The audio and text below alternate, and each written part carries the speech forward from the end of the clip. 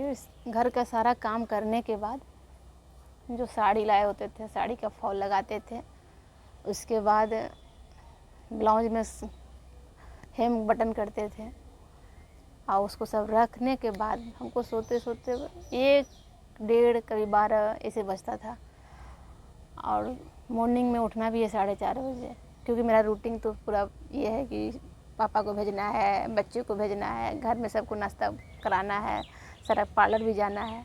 ये तो पूरा टाइम मेरा फिक्स हो गया था।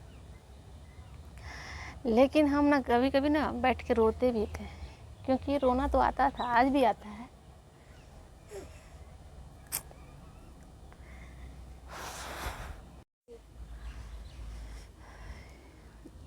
ये सब तो करने के बाद दुख होता था, बैठ के रोते भी थे, दुख भी होता था कि एक लड़की को सबसे ज़्यादा कौन समझ सकता है, उसकी माँ समझ सकती है।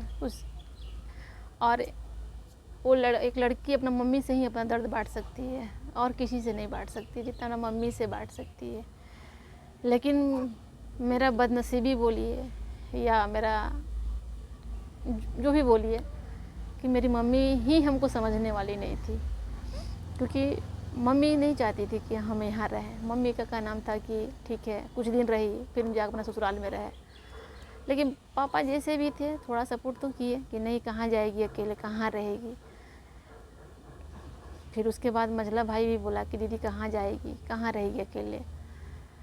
कुछ दिन मम्मी इसके खिलाफ़ भी मेरे हो गई कि नहीं, पापा को बोलने लगी कि नहीं, क्योंकि मेरे ना 3 भाई हैं। बड़े भैया का कहना मेरी मम्मी बहुत मानती थी, बहुत। लेकिन पापा बोले कि अगर यहाँ रहती है तो हम लोग खाना बना के खिलाएगी, हम लोग को घर देखेगी।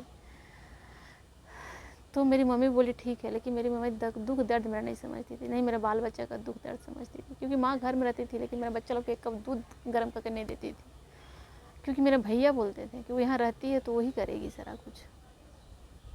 तब दुख होता था, हमको बहुत दुख होता था, रोते भी थे बैठ करके कि क्या नसीब भगवान मेरा लिखे, किस घड़ी में मेरा नसीब लिखे कि इतना तकलीफ़, कि माँ भी अपना नहीं है।